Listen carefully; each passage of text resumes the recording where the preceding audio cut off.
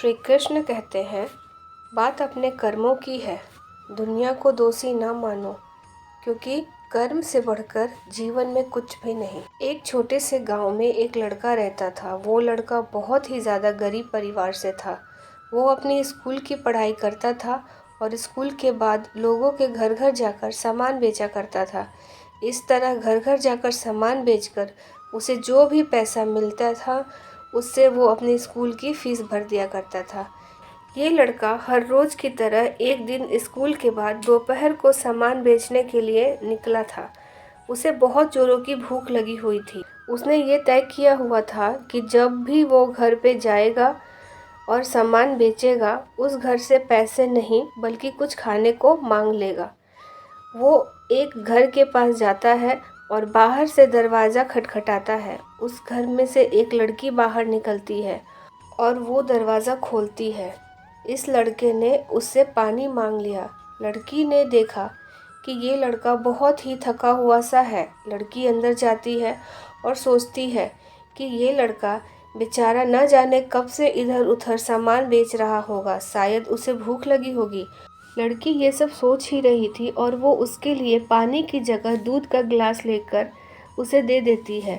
लड़का बहुत भूखा था, इसलिए वो दूध पी लेता है और बहुत खुश हो जाता है। उसे लगता है कि इस दुनिया में अभी भी इंसानियत जिंदा है। लड़का भगवान का धन्यवाद मानता है। वो अब लड़की से पूछता है कि मैं आपको इसके लिए कितने पैसे दूं? लड़की ने कहा, मुझे आपसे कोई पैसे नहीं लेने हैं। मेरी माँ मुझे हमेशा ऐसा कहती है कि हमें दूसरों की मदद करनी चाहिए। लड़के ने कहा, आपको कुछ लेना है इन सामानों में से? लड़की ने कहा कि नहीं, आप मुझे कुछ मत दीजिए। लड़के ने जाते हुए कहा, मैं आपको दिल से धन्यवाद करना चाहता हूँ क्योंकि आपने मेरी बहुत मदद की। इतना बोलते हुए लड़का वहाँ से चला जाता है।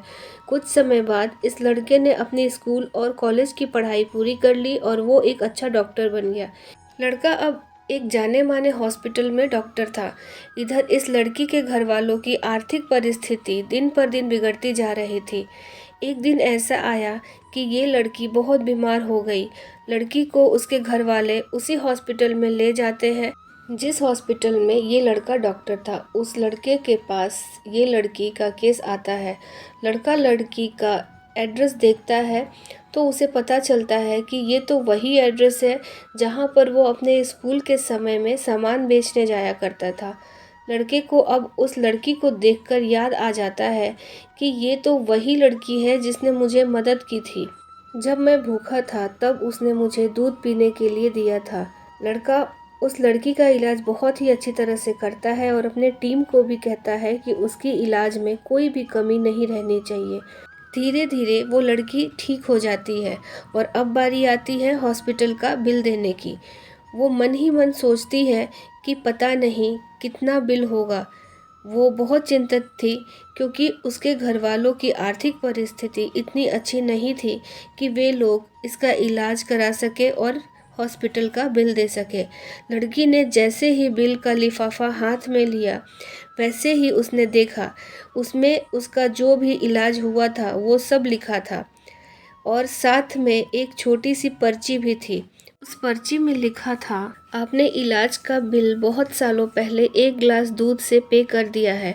डॉक्टर तभी वहां पहुंचते हैं और ये लड़की उन्हें पहचान लेती है और उनसे कहती है, आपका बहुत बहुत धन्यवाद। इस छोटी सी कहानी से हमें ये सीख मिलती है कि अगर आप कुछ अच्छा करते हैं तो अच्छाई आपके पास घूमकर ज़रूर आती है। हमें अक्सर हमारे कर्मों का हिसाब से ही फल मिलता है। जैसा हमारा कर्म होता है वैसा ही हमें फल की प्राप्ति होती है। ये छोटी सी कहानी अगर आप सभी लोगों को पसंद आई हो तो मेरे चैनल को लाइक करिए, शेयर करिए और सब्सक्राइब कीजिए और कमेंट्स करिए कि आज की स्टोरी आपको कैसी लगी। ऐसे ही मोटिवेशनल स्टोरी के लिए मेरे चैनल पर बने रहें। धन्यवाद।